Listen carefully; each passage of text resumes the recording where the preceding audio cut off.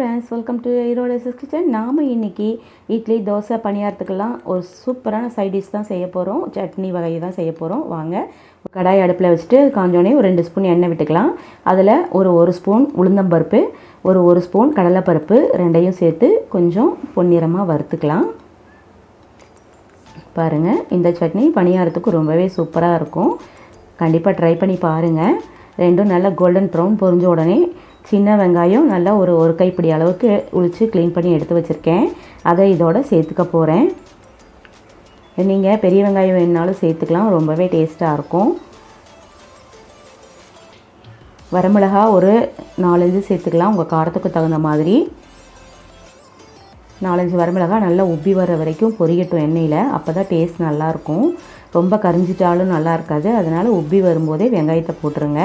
வெங்காயம் ஒரு கைப்பிடி அளவுக்கு எடுத்து வச்சுருக்கேன். அது இதோட ஆட் பண்ணிவிட்டு நல்லா கிளாஸி லுக் வர வரைக்கும் வதக்கணும். ரொம்ப வதங்கணுங்கிற அவசியம் இல்லை. இந்த கண்ணாடி பதம்னு சொல்லுவாங்கள்ல, அந்த மாதிரி வரணும். வந்ததுக்கப்புறம் நம்ம இதோட தக்காளியை ஆட் பண்ணிக்கலாம். ஒரு 4 பழுத்த தக்காளியாக எடுத்து அறுத்து வச்சுருக்கேன். இந்த வெங்காயம் நல்லா வதங்கி வர்றதுக்காக கொஞ்சோண்டு உப்பு சேர்த்துக்கலாம். இந்த உப்பு சேர்த்தோம்னா சீக்கிரமாக வெங்காயம் கிளாஸி பதத்துக்கு வந்துடும். அதாவது கண்ணாடி பதம்னு சொல்லுவாங்கள்ல, அதுதான். இந்த மாதிரி வதங்கினதுக்கப்புறம் இதோட நான் கட் பண்ணி வச்சுருக்கிற தக்காளி பழத்தை சேர்த்துக்கிறேன். சேர்த்துட்டு நல்லா வதக்கி விட்டுக்கலாம். இதோட கருவேப்பிலை தழை ஒரு கொத்து இருந்தால் சேர்த்துக்கலாம். என்கிட்ட இப்போ கருவேப்பிலை தழை இல்லை, அதனால் நான் இதில் சேர்த்தலை.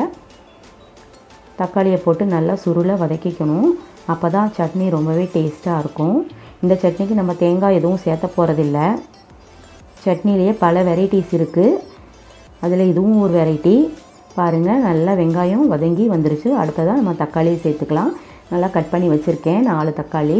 அந்த தக்காளியை இதில் சேர்த்துட்டு நல்லா வதக்கி விட்டுக்கலாம்.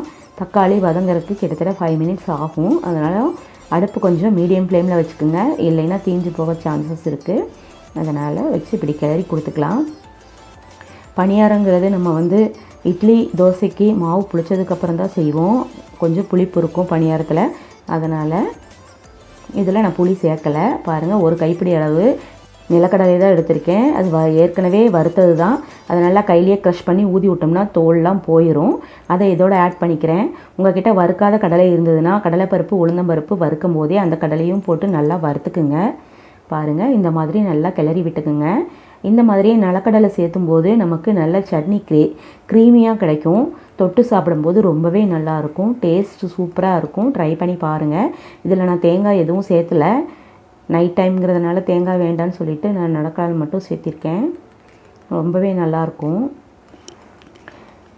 நீங்கள் இட்லிக்கு, தோசைக்கு அரைக்கும் போது லைட்டாக புளி சேர்த்துக்குங்க.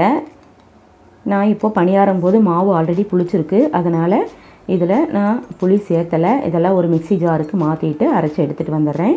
ரொம்பவே க்ரீமியான தக்காளி சட்னி, சின்ன வெங்காயம், தக்காளி எல்லாம் போட்டு ரொம்பவே சூப்பரான கார சட்னி நொடியில் ரெடி ஆயிடுச்சு.